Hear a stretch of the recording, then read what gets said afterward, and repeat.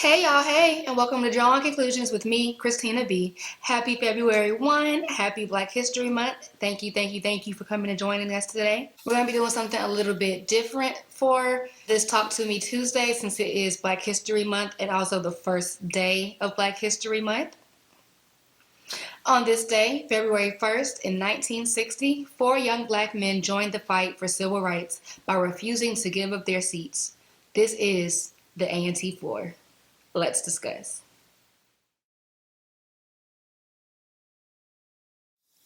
Four freshman students attending the illustrious North Carolina A&T State University, my alma mater, in Greensboro, North Carolina, walked downtown and sat in at the whites-only lunch counter of F.W. Woolworth's to protest segregation.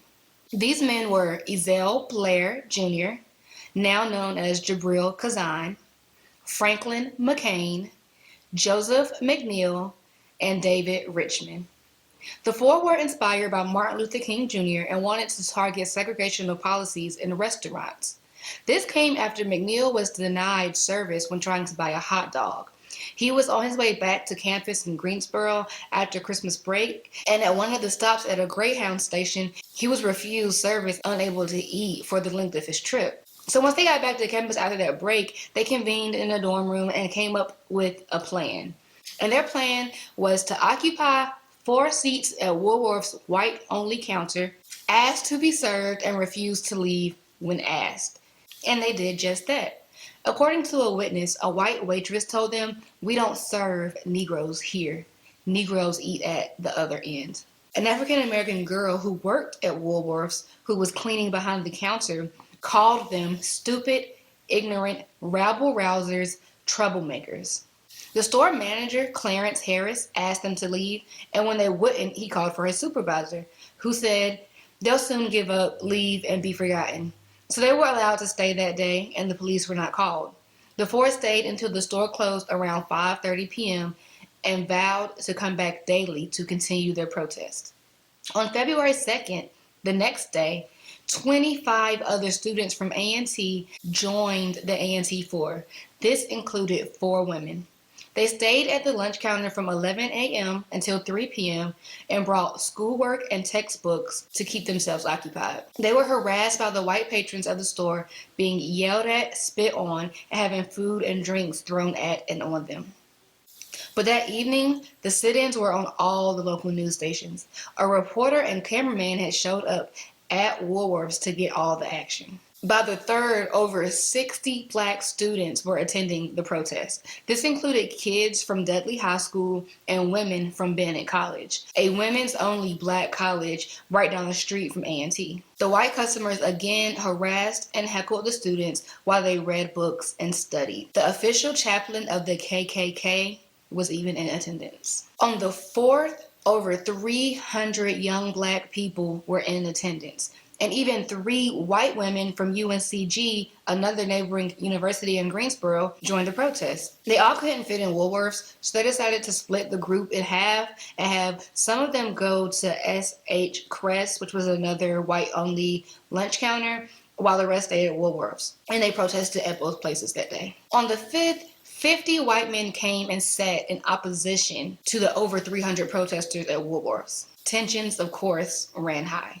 Several white patrons were removed from the building for cussing, yelling, and violence. A meeting between students, college officials, and store representatives took place, but there was no resolution. Store representatives asked that the school officials take some kind of actions against the students, but they just recommended that maybe they close the lunch counters until things calmed down. By Saturday, February 6th, over 1,400 black students were stuffed in and around Woolworth's to protest. A bomb threat was called into the store, causing both protesters and counter-protesters to flee, and Woolworth's promptly closed their doors and shut down for the day.